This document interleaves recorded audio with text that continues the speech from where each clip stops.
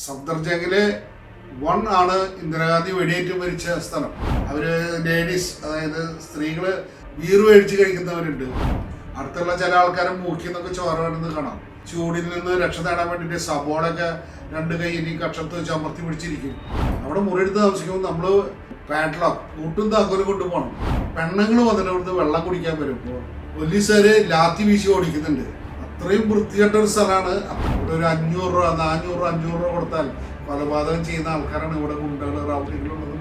ഹിന്ദി സിനിമയിൽ എന്ത് നടക്കുന്നു നമ്മൾ ഹിന്ദി സിനിമയിൽ കണ്ട പോലുള്ള ഒരു അവസ്ഥയാണ് അവിടെ.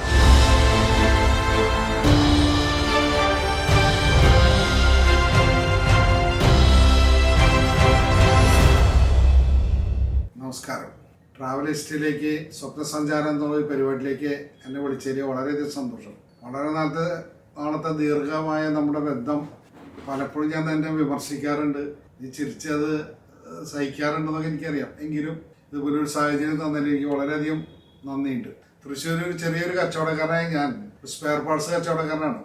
അതുകൊണ്ട് തന്നെ വളരെ ചെറിയ രീതിയിലുള്ള യാത്രകളെ ഞാൻ നടത്തിയിട്ടുള്ളൂ. പക്ഷേ യാത്രാവേളകളിൽ ഞാൻ അധികവും ഞാൻ നടത്താറുള്ളത് ട്രെയിനിലാണ്. പ്രത്യേകിച്ച് സാധനങ്ങൾ വാങ്ങാൻ വേണ്ടിയിട്ടുള്ള യാത്രകളാണ് അധികം നടത്താറുള്ളത്. അങ്ങനെ ഇരിക്കുന്ന കാലത്ത് ഞാനൊരു 1998-99 കാലഘട്ടത്തിൽ ഞാൻ ചെയ്തിരുന്നത് അംബാസഡർ, ഫിയറ്റ് തുടങ്ങിയുള്ള വണ്ടികളുടെ സ്പെയർ പാർട്സുകളായിരുന്നു. പല കാരണങ്ങളാലും, അതായത് ഇപ്പോൾ മാരുതി എന്ന് പറഞ്ഞ വണ്ടിയൊക്കെ വന്ന കാരണം ഈ അംബാസഡർ ഫിയറ്റിൻ്റെയൊക്കെ സ്പെയർ പാർട്സിൻ്റെ ബിസിനസ് വളരെയധികം കുറഞ്ഞു പോയി. ഇങ്ങനെ ഇരിക്കുന്ന കാലത്താണ് ഇനി എന്താണ് ഒരു സബ്സ്റ്റിറ്റ്യൂഷൻ, എന്താണ് നമ്മൾ വേറൊരു കച്ചവടത്തിലേക്ക് ഇനി കിടക്കുക, എന്താണ് ചെയ്യേണ്ടത് എന്നാലോചിച്ച് വേറെ പല പരിപാടികളെ കുറിച്ച് ആലോചിച്ചെങ്കിലും ഒന്നിനും ഒരു വ്യക്തമായ ധാരണ എനിക്ക് കിട്ടിയില്ല. കൃത്യമായിട്ടൊരു ലക്ഷ്യമില്ലാതെ ഞാൻ കുറേ നാളിങ്ങനെ നടക്കേണ്ടതായിട്ട് വന്നു. അത് ഒരു പരിധി വരെ ബിസിനസ്സിനെ ബാധിക്കുകയും ചെയ്തു. ആ കാലത്താണ് ഞാൻ പണ്ട് ജോലി ചെയ്തിരുന്ന കാര്യത്തെക്കുറിച്ച് ആലോചിച്ചത്. പണ്ട് ഞാൻ ജോലി ചെയ്തിരുന്നത് യൂണിയൻ ട്രേഡിംഗ് കമ്പനി എന്ന് പറഞ്ഞ സ്ഥാപനത്തിലായിരുന്നു. ഒരു കമ്പനിയായിരുന്നു, ജനറൽ എഞ്ചിനീയറിംഗ് വർക്ക്സ്, GEW എന്നാണ് അവരുടെ ബ്രാൻഡ് നെയിം. അവരുടെ ട്രേഡിംഗ് കമ്പനിയുടെ പേരാണ് യൂണിയൻ ട്രേഡിംഗ് കമ്പനി. അവിടെ ഞാനൊരു എക്സിക്യൂട്ടീവായിട്ട് 1984-88 കാലം വരെ ഞാൻ ജോലി ചെയ്തിട്ടുണ്ട്. ആ ഒരു എക്സ്പീരിയൻസും കാര്യങ്ങളും വെച്ച് ആ കമ്പനിയായിട്ട് ഞാൻ വളരെയധികം നല്ല ബന്ധമുണ്ട്, പ്രത്യേകിച്ച് അതിൻ്റെ ഡയറക്ടർ ബോർഡിലുള്ള ആൾക്കാരായിട്ട്. അതിലൊരു ഡയറക്ടർ ബോർഡിലെ ഒരാളാണ് നീരജ് ജോളി.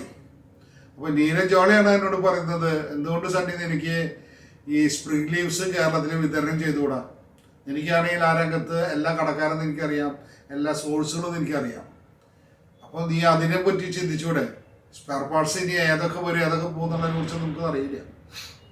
അതൊരു നല്ല സജഷനായിട്ട് എനിക്ക് തോന്നി. അങ്ങനെ ഞാൻ തിരിച്ച് അവർ സാധനങ്ങൾ വാങ്ങി വിൽക്കാൻ തുടങ്ങിയിരുന്ന കാലഘട്ടത്തിലാണ് ഈ നീരജ് ജോളിയുടെ ചേട്ടൻ ദേവേന്ദർ ജോളിയുടെ മകൻ്റെ കല്യാണം വന്നത്. അത് ഡൽഹിയിലായിരുന്നു ആ കല്യാണം. അങ്ങനെ ഒരു ഡിസ്ട്രിബ്യൂട്ടർ എന്തായാലും ഒരു മാനുഫാക്ചറിങ് കമ്പനിയുടെ ഉടമസ്ഥനെ പ്രീതിപ്പെടുത്തേണ്ടതുകൊണ്ടും അവർ വിളിച്ചാൽ പോവാതിരിക്കാൻ പറ്റില്ല. അങ്ങനെ ഞാൻ ഒരു യാത്രയ്ക്ക് തയ്യാറായി. 1998 ജനുവരി മാസം 18-ാം തീയതിയാണ് ഞാൻ ട്രെയിൻ മാർഗം സാധാരണ ഒരു റിസർവ് കമ്പാർട്ട്മെൻറ്റിൽ ഇവിടുന്ന് യാത്രയായി. അപ്പോൾ എൻ്റെ കൂട്ടുകാർ പലരും പറഞ്ഞു ഭയങ്കര തണവുള്ള സമയമാണ്, വളരെ സൂക്ഷിച്ച് വേണം പോകാൻ, ശ്രദ്ധിക്കണം, ഹെൽത്ത് വളരെയധികം ശ്രദ്ധിക്കണം. അതുപോലെ തണവാണ് ആ സമയത്ത് നോർത്ത് ഇന്ത്യയിൽ. ഞാൻ കൂട്ടുകാരുടെ സ്വെറ്ററൊക്കെ കടപ്പാങ്ങി അങ്ങനെ അതൊക്കെ ഇട്ട് വണ്ടിയിൽ കയറി. തുടക്കത്തിലൊന്നും വലിയ കുഴപ്പം തോന്നിയില്ല. പക്ഷേ നാഗ്പൂരൊക്കെ എത്താൻ തുടങ്ങിയതോടുകൂടി തണുവിൻ്റെ തീവ്രത വന്നു തുടങ്ങി. പ്രത്യേകിച്ച് ട്രെയിനിൻ്റെ ഉള്ളിലുള്ള ചെറിയ ചെറിയ ഹോളിലൂടെ തണുത്ത കാറ്റ് നമ്മുടെ ശരീരത്തിലേക്ക് വരുമ്പോൾ സൂചി കുത്തുന്ന പോലെയൊക്കെ നമുക്ക് തോന്നും. തണവ് അനുഭവിച്ച് പിറ്റേ ദിവസം, 2ാമത്തെ ദിവസം ഞാൻ നമ്മുടെ ഡൽഹിയിൽ ചെന്നിറങ്ങുന്നത്. ഒരു ഹോട്ടലൊക്കെ സംഘടിപ്പിച്ചു, കരോൾ ബാഗിൽ ഒരു ഹോട്ടലൊക്കെ സംഘടിപ്പിച്ചു. അവിടെ നിന്നു. അപ്പോഴും നല്ല മഞ്ഞാണ്. ഒരു കാരണവശാലും നമുക്ക് പുറത്തേക്ക് ഇറങ്ങിയിട്ട് എന്തെങ്കിലും സ്ഥലത്തേക്ക് പോകാനൊന്നും പറ്റില്ല. അപ്പോൾ സദേൺ ഗ്രൂപ്പിൻ്റെ ഒരു ഹോട്ടലിലാണ് ഞാൻ താമസിച്ചത്, കരോൾ ബാഗിൽ. അവിടെയാണെങ്കിൽ അത്യാവശ്യം ഭക്ഷണത്തിനുള്ള സൗകര്യങ്ങളൊക്കെ ഉണ്ട്. അതിന് മുമ്പും ഞാൻ അവിടെ പോയിട്ട് ഒരു വട്ടം താമസിച്ചിട്ടുണ്ട്. ആ നിലയ്ക്ക് അവിടെ തന്നെ താമസിച്ചു. കാരണം പിറ്റുന്ന കല്യാണമാണ്, കല്യാണത്തിന് പോകണം.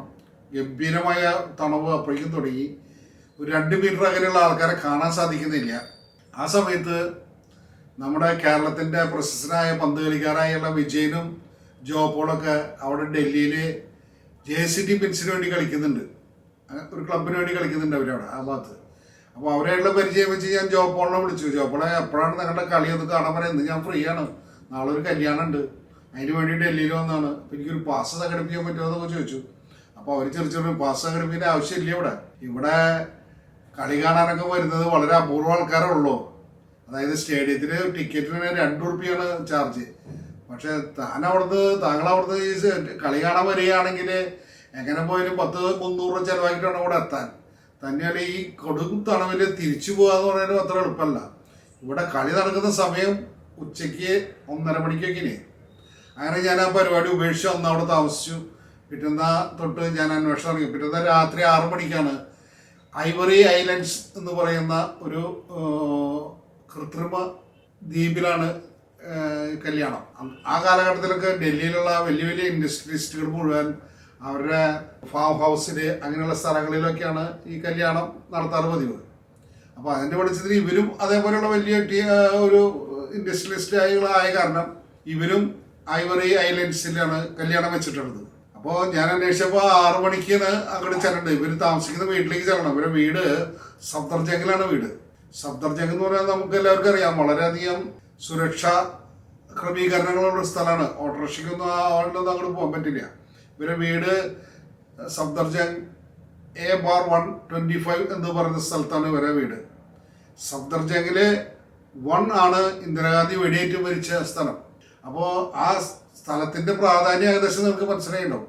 അവിടെ പോകുമ്പോൾ ഞാൻ എങ്ങനെയാണ് പോവുക, ഓട്ടോറിക്ഷ അങ്ങനെയുള്ള ബസ്സോ കാര്യങ്ങളൊന്നും ഇല്ല. അങ്ങനെ ചോദിച്ചു പിടിച്ച് വന്നപ്പോൾ ഒരാളായിട്ട് ഇങ്ങനെ ടാക്സിക്കാരൻ, ഒരു പ്രൈവറ്റ് ടാക്സിയാണത്. അയാൾ ഒരു ടൂറിസ്റ്റ് ടാക്സിയിട്ട് സൂത്രത്തിനോടുന്ന ഒരാൾ ഹോട്ടലിൻ്റെ സൈഡിൽ ഒരാൾ എനിക്ക് പറഞ്ഞു തന്നു. ചോദിച്ചപ്പോൾ അയാൾ പറഞ്ഞു 1200 രൂപ തന്നാൽ ഞാൻ 6 മണിക്ക് നാളെ അവിടെ കൊണ്ടുപോയിട്ട് 11:30 മണിക്ക് തിരിച്ച് ഇവിടെ കൊണ്ട് നടക്കാം. അപ്പോൾ ഇവിടുത്തെ സഫ്ദർജംഗിന് പോവും, അവിടെ നിന്ന് ഐവറി ഐലൻഡ്സിന് പോവും, ഐലൻഡ്സിൽ നിന്ന് കരോൾ ബാഗിൽ തിരിച്ചു വരും. 1200 രൂപയാണ്. പിന്നെ ഭക്ഷണം കഴിക്കാൻ എനിക്ക് 100 രൂപ വേറെ വേണം. ഞാൻ ചോദിച്ചപ്പോൾ മറ്റുള്ളവരെക്കാൾ ഇത്തിരി കാശ് കുറവാണെന്ന് മനസ്സിലായപ്പോൾ ഞാൻ സമ്മതിച്ചു. അങ്ങനെ ഞാൻ മാനുഫാക്ചേഴ്സിൻ്റെ അടുത്തേക്കുള്ള കല്യാണത്തിന് ഞാൻ പോയി. ഞാൻ അവിടെ എത്തുമ്പോൾ നമുക്കറിയാമല്ലോ, പതിവ് പോലെ തന്നെ ഈ വണ്ടിയുടെ ട്രാഫിക്, അതിനേക്കാളേറെ മഞ്ഞിൻ്റെ കഠിനമായ മഞ്ഞ്, ഇതൊക്കെ കൂടിയിട്ട് ഞാൻ അവിടെ എത്തുമ്പോൾ തന്നെ ഒരു 7:30 ആയി. 7:30 മണിക്ക് ഞാൻ സഫ്ദർജംഗിലെത്തിയപ്പോൾ അവിടുത്തെ സ്ഥിതി എന്ന് വെച്ചിട്ടുണ്ടെങ്കിൽ അവിടെ നിന്ന് 6:30 മണിയോടുകൂടി എല്ലാവരും പോയി കഴിച്ചു. ഞാൻ ചെന്ന് ഇവരെ വീടിൻ്റെ അടുത്ത് ചെന്നപ്പോൾ അവിടെ പുറത്തേക്ക് ഇറങ്ങി നിൽക്കുന്നത് അതിൻ്റെ മാനേജിങ് ഡയറക്ടറായിട്ടുള്ള ദേവേന്ദ്രൻ ജോളയുടെ ഭാര്യ, ഞങ്ങൾ ബാബിജിന്ന് വിളിക്കുക. തന്നെയല്ല, എൻ്റെ സുഹൃത്ത് ദേവേന്ദ്രൻ്റെ അനിയൻ നീരജിൻ്റെ മകള് സാക്ഷിനെയും പിടിച്ചവിടെ നിൽക്കുക. അപ്പോൾ അവര് ഞാൻ ഇറങ്ങി വന്നപ്പോൾ എൻ്റെ ഞാൻ ചെന്ന കാർ ഒരു പഴഞ്ചൻ കാറാണ്. ആ കാറ് അവിടെ ചെന്ന് നിർത്തി. ഞാൻ ഇറങ്ങുമ്പോൾ എന്നോട് ബാബിജി എന്നെ അങ്ങനെ നോക്കുന്നുണ്ട്. ഞാൻ ചെന്നപ്പോൾ അവിടെ ആരെയും കാണാനില്ല. അപ്പം ഞാൻ വളരെ താഴ്മയോടുകൂടി പറഞ്ഞു, ബാബിജി ഒരു ലേശം ലേറ്റായി, എനിക്ക് രാത്രിയായി മഞ്ഞും കാര്യങ്ങളൊക്കെ കാരണം വരാൻ ലേശം നേരം വൈകി, വെരി സോറി പറഞ്ഞിട്ടാണ് ഞാൻ ചെല്ലുന്നത്. അപ്പോൾ ചെറിയ പരിപാടികളൊക്കെ അവർ വീട്ടിലുണ്ടായിരുന്നു. കല്യാണത്തിന് പോകുന്നതിന് മുമ്പാണ്ട് തലക്കെട്ട് കെട്ടി തരല്, അല്ലെങ്കിൽ കുതിരയ്ക്ക് ഭക്ഷണം കൊടുക്കല്, അങ്ങനെ ചെറിയ ഓരോ കല്യാണത്തിന് മുമ്പുള്ള ചില പരിപാടികളാണ്. അത് കഴിഞ്ഞ് ആൾക്കാരെല്ലാവരും കൂടി ഐവറി ഐലൻഡ്സിലേക്ക് പോയി. ഞാനാണെങ്കിൽ ചെല്ലാനത്തിന് നേരമായി ചെയ്തു. അതിന് പരിഭവം വേണ്ടാന്ന് വെച്ചിട്ടാണ് ഞാനൊരു താഴ്മയോടുകൂടി കാര്യം അവതരിപ്പിച്ചത്. പക്ഷെ ബാബിജിയുടെ പ്രശ്നം അതല്ല. ബാബിജി പറഞ്ഞു, സണ്ണി നീ വന്നത് കാറിലല്ലേ? അതെ. ഞാൻ പറഞ്ഞു, അതൊരു അംബാസഡർ കാറാണ്, പഴയ കാറാണ്. അതല്ല ഇപ്പോഴത്തെ പ്രശ്നം. എൻ്റെ വീട്ടിൽ 7 കാറുണ്ട്, പക്ഷെ എനിക്കിപ്പോൾ പോകാൻ ഒരു കാറില്ല. ഞാൻ ഈ കുട്ടിയേനും തണുത്ത് തുടങ്ങിയിട്ട് 1/2 മണിക്കൂറായി. ഞാൻ പറഞ്ഞു, വിരോധമില്ലെങ്കിൽ ഈ കാറിൽ പോവാം. എന്താ ഒരു വിരോധമില്ല, ഞാൻ കാറ് തിരിച്ചിടാൻ പറയും. ഞാൻ വേഗം തന്നെ കാറ് തിരിച്ചിട്ടു. ബാബിജീനെയും സാക്ഷി മകൾ ചെറിയ കുട്ടിയാണ്, അവളെ എനിക്ക് കയറ്റി. ഞാൻ ഫ്രണ്ടിൽ കയറാൻ തുടങ്ങുമ്പോൾ എന്നോട് ബാബിജി പറഞ്ഞു, സണ്ണി അവിടെ 2-3 പേര് നിൽക്കുന്നുണ്ട്. അതിലൊരു സൂട്ടൊക്കെ ഇട്ടിട്ട് ഒരാൾ 3 പീസ് സൂട്ട് ഇട്ടിട്ട് ഒരാൾ നിൽക്കുന്നുണ്ട്, ചെറുപ്പാൻ ചക്കൻ പയ്യൻ. അവനോട് പറയൂ ഐവറി ഐലൻഡ്സിലാണെങ്കിൽ വരാൻ വന്നോളൂ എന്ന് പറയും. അപ്പോൾ അവനൊരു പണി ഗൗരവത്തിലാണ് നിൽക്കുന്നത്. എന്താ കാരണം എന്ന് പറഞ്ഞ് മനസ്സിലായില്ല. ഞാൻ അയാളോട് ചെന്ന് ചോദിച്ചു, അജിത്ത് എന്നാണ്. അജിത്ത് പറഞ്ഞു എന്നോട് ചോദിച്ചു, അജിത്ത് നിങ്ങൾക്ക് താല്പര്യമുണ്ടെങ്കിൽ ഞങ്ങളുടെ കൂടെ വരാം, ഞങ്ങളിപ്പോൾ ഐവറി ഐലൻഡ്സിലേക്കാണ് പോകുന്നത്. അവനൊന്നും വേണ്ടിയില്ല. അവൻ വന്നിട്ട് ബാക്ക് സീറ്റിൽ കയറിയിരുന്നു. ഞങ്ങളുടെ വണ്ടി ഏതാണ്ട് ഒരു വലിയൊരു ശബ്ദകോലാഹലത്തോട് കൂടിയിട്ടാണ് ആ വണ്ടി പോയത്. എനിക്കും ഭയങ്കര മനപ്രയാസമായിരുന്നു. കാരണം വെച്ചാൽ ഇത് ഐവറി ഐലൻഡ്സ് വരെ എത്തണം. അതിപ്പോൾ ഒരു മനപ്രയാസം പോലത്തെ വഴിയിലൊന്നും കിടക്കല്ലേ അതുപോലത്തെ ഒരു വണ്ടിയാണ്. അപ്പം നമുക്ക് ഏകദേശം ഈ കാശ് കുറഞ്ഞത് കൊണ്ട് എന്തുകൊണ്ടാണ് കാശ് കുറഞ്ഞതെന്നുള്ളത് ഇപ്പോൾ ഏകദേശം നിങ്ങൾക്ക് എല്ലാവർക്കും മനസ്സിലായി കാണും.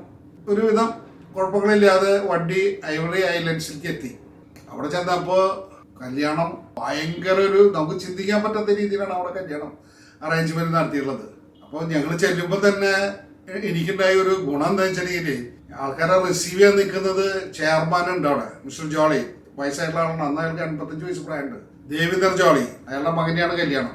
അയാളുടെ അനിയൻ നീരജ് ജോളി, നീരജ് ജോളിയുടെ ഭാര്യ, ഇവരൊക്കെ അവിടെ നിൽക്കുന്നുണ്ട് ഗേറ്റില്. ഈ നമ്മുടെ കാറ് വഴിയിൽ പാർക്കിങ്ങിലേക്ക് അയക്കണം പറയുമ്പോൾ ഭാവി ചോദിച്ചു അല്ല ഞങ്ങൾക്ക് അവിടെ വരെ പോകണമെന്ന് പറഞ്ഞുകൊണ്ട് ഈ കാറ് ഇതിന്റെ മെയിൻ ഗേറ്റിൽ കൊണ്ടുവന്ന് നിർത്തിയത്. അവിടെയാണ് ഇവരെല്ലാവരും നിൽക്കണേ. ഞാൻ വേഗം ഇറങ്ങി ഡോർ തുറന്നപ്പോൾ ബാബിജി നിന്ന് ഇറങ്ങി വന്നു. ബാബിജിനെ കാണാതെ അവർ വെയിറ്റ് ചെയ്ത് നിൽക്കായിരുന്നു. ബാബിജി ഒരു പൊടി ഗൗരവത്തിലാണ് കയറിയ. അതിനപ്പുറത്ത് അജിത്ത് ഇറങ്ങി, സാക്ഷി ഇറങ്ങി. ഉടനടി ബാബിജി അവരോട് കയർത്ത് സംസാരിക്കുന്നുണ്ട്, നിങ്ങൾ വണ്ടി ഒന്ന് തിരിച്ചു വിടാൻ, ഞാൻ എത്ര നേരം അവിടെ നിൽക്കുന്നു. അപ്പോൾ അത് അവർ തമ്മിൽ പറയുന്നുണ്ടെങ്കിൽ എന്നെ സംബന്ധിച്ച് ഞാൻ വലിയ സന്തോഷവാനായിരുന്നു. കാരണം ഒരു മാനുഫാക്ചറുടെ കല്യാണത്തിന് പോയിട്ട് ആ മാനുഫാക്ചറെ എൻ്റെ ഒരു കാറിന് സൗകര്യാർത്ഥം അവർക്ക് കല്യാണ പന്തലിലേക്ക് കൊണ്ടുവരാൻ ചെന്ന ഒരു വലിയൊരു മനസ്ഥിതിയിലാണ് ഞാൻ അതിനെ എൻ്റെ മനസ്സിലപ്പം തോന്നിയത്. വളരെ സന്തോഷം കിട്ടിയിരിക്കുക. തന്നെയല്ല അവരെന്നോട് പ്രത്യേകം നന്ദി പറയും ചെയ്തു. അപ്പം എനിക്ക് ഞാൻ വന്നതും ഈ കാര്യം ചെയ്തതൊക്കെ ആയിട്ട് അവര് മനസ്സിലാക്കിയല്ലോ എന്നുള്ള ധാരണ എൻ്റെ ഉള്ളിലുണ്ട്. അങ്ങനെ അകത്തേക്ക് ചെന്നു. കല്യാണം ഹാള് നല്ല ചൂടാക്കി നിർത്തിയിട്ടുണ്ട്. ഇടയ്ക്കിടയ്ക്ക് ഈ ഓരോ ഇതില് വിറകിട്ടിട്ട് വിറകിട്ട് അതിൻ്റെ മുകളിൽ ചെറിയ കമ്പി വരകളിട്ട് അതിൻ്റെ ഉള്ളിൽ കത്തിച്ച് നാളങ്ങൾ കൂടുതൽ പുറത്തു വരാത്ത രീതിയിൽ നല്ല രസകരമായ ഒരു അന്തരീക്ഷം അതിൻ്റെ ഉള്ളിൽ സൃഷ്ടിച്ചു വെച്ചിട്ടുണ്ട്. ഡിസ്കോത്തികളുണ്ട്, ചെറുപ്പക്കാരി പെൺകുട്ടികളും പലരും പാട്ട് വെച്ച് നൃത്തം ചെയ്യുന്നുണ്ട്. പലതരം ഗെയിമുകൾ കളിക്കാനുള്ള ചില അറേഞ്ച്മെന്റ്സ് ഒക്കെ അതിൻ്റെ ഉള്ളിലുണ്ട്.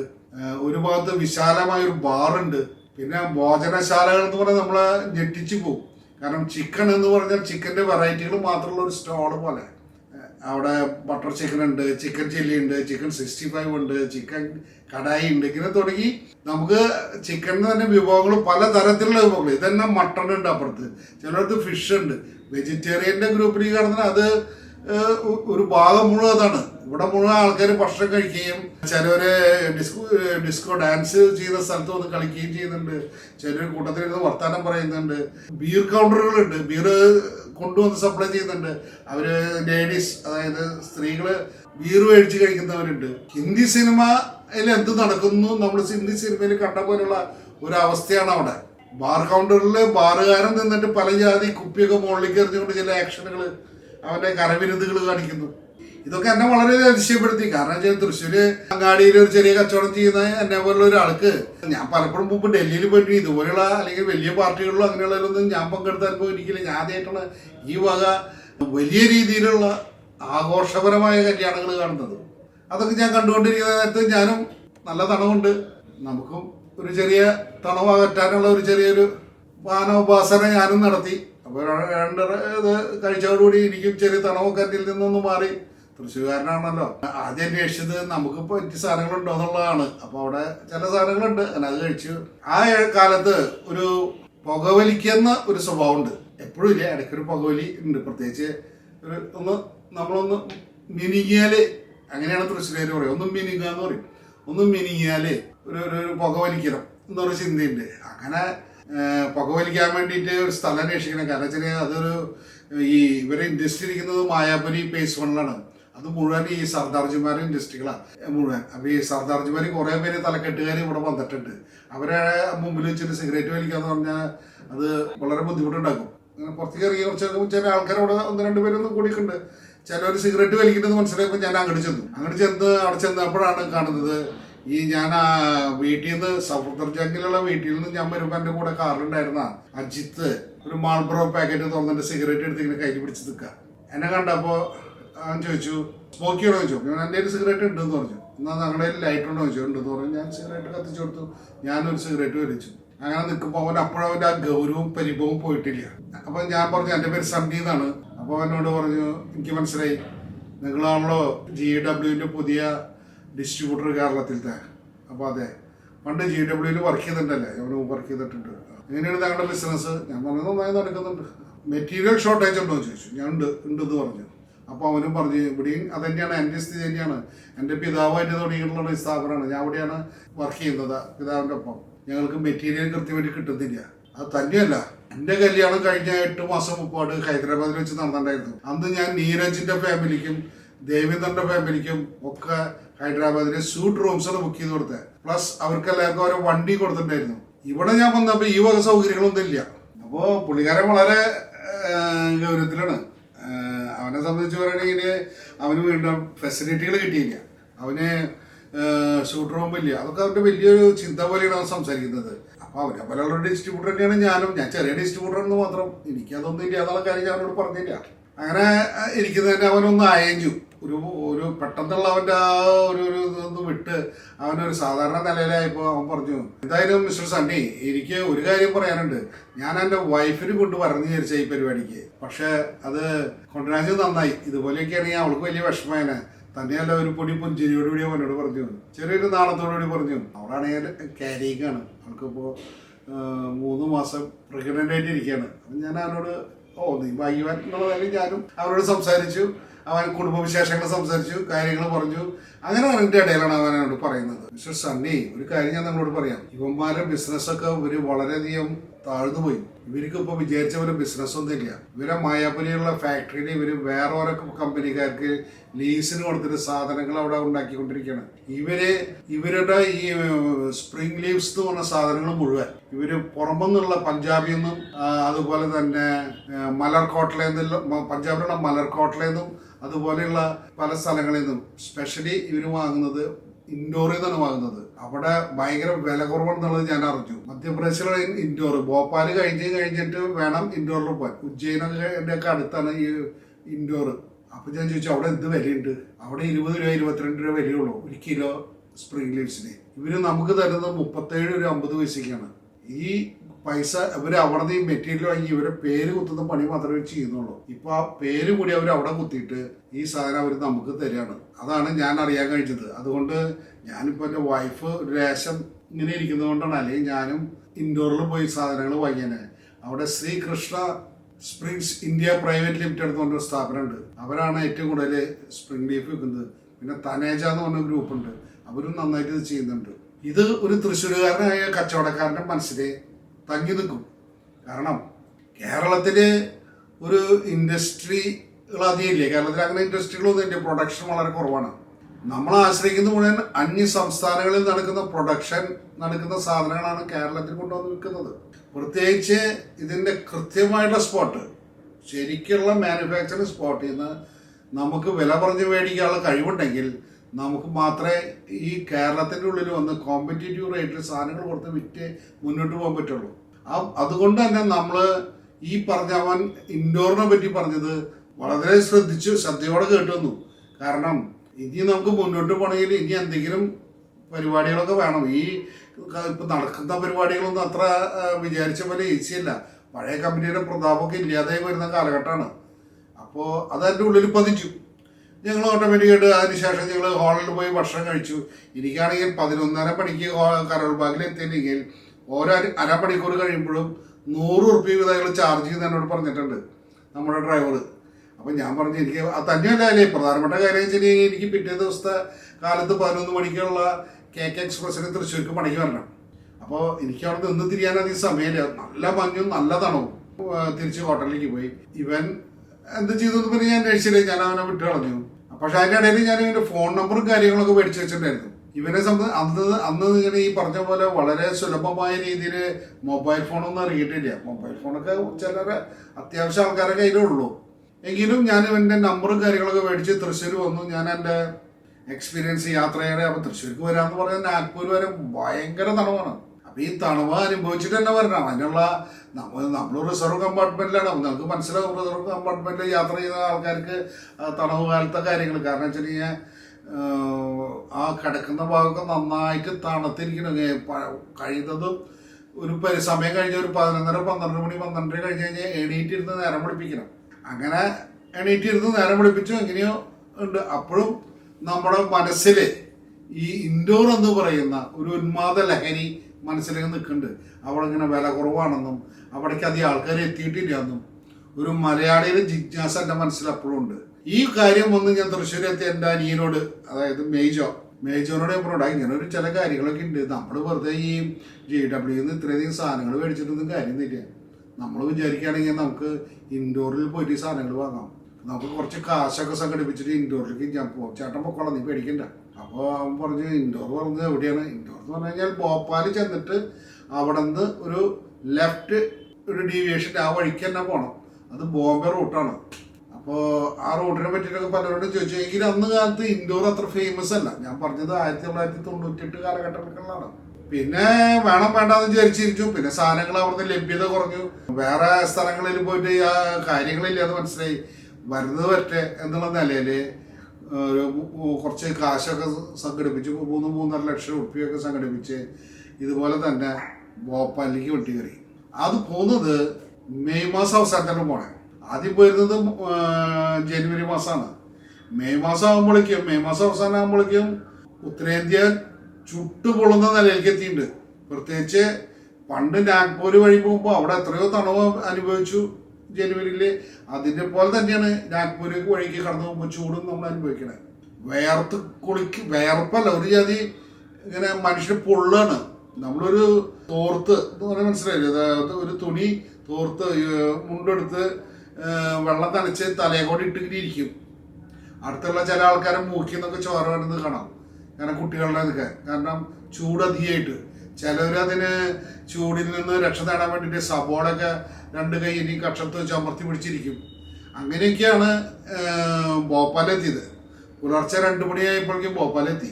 അപ്പോൾ ഭോപ്പാലെത്തി കഴിഞ്ഞപ്പോൾ പിന്നെ പ്രശ്നമായി. ഭോപ്പാൽ ഈ പുതിയ അന്ന് കാലത്ത് ഇന്റർനെറ്റ് പോകാനോ ലോഡ്ജ് ബുക്ക് ചെയ്യാനോ അല്ലെങ്കിൽ മറ്റുള്ള സൗകര്യങ്ങളൊന്നും ഇല്ല. എന്താ ചെയ്യുക? നമ്മളെ സംബന്ധിച്ച് അതൊക്കെ ഇന്ന് കാലത്ത് എത്രയോ സൗകര്യങ്ങളുണ്ട്. അന്ന് അങ്ങനെയുള്ള സൗകര്യങ്ങളൊന്നും ഇല്ല. ഡ്രസ്സുകളായിട്ടുള്ള ഷോൾഡർ ബാഗും ഒരു ചെറിയൊരു പെട്ടി, ഒരു ബ്രീഫ് കേസായിട്ടാണ് ഞാൻ പോയിക്കണേ. അപ്പോൾ ഈ ഇത് വെച്ച് തലക്ക് വെച്ച് ഒരു സ്ഥലത്ത് വെയിറ്റിംഗ് ഷെഡിൽ ഒരു ഭാഗത്ത് ചെന്നിരുന്ന് അവിടെ പതുക്കെ കിടന്നു.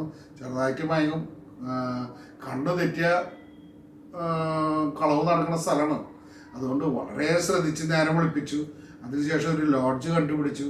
ആ ലോഡ്ജിൽ താമസിച്ചു. കൂടി തടി പരിപാടികളൊക്കെ അവസാനിപ്പിച്ചു. പുറത്തേക്ക് കിടന്നപ്പോൾ ഇനി നമുക്ക് ഭോപ്പാലെത്തി, ഇനി അടുത്തത് എന്ത് വേണം? വല്ലാത്തൊരു ചോദ്യമാണത്. നമുക്ക് ഇനിയും എത്തേണ്ടത് നമ്മുടെ ഇൻഡോറാണ്. അപ്പോൾ ഇതിനു മുമ്പ് ഇൻഡോറിലേക്ക് ശ്രീകൃഷ്ണ സ്പ്രിങ്സ് ഇന്ത്യ പ്രൈവറ്റ് ലിമിറ്റഡിൻ്റെ ഫോൺ നമ്പർ ഞാൻ അതിനിടയ്ക്ക് അജിത്തിൻ്റെ കയ്യിൽ നിന്ന് വാങ്ങി വയ്ക്കുകയൊക്കെ ഉണ്ടായിട്ടുണ്ട്.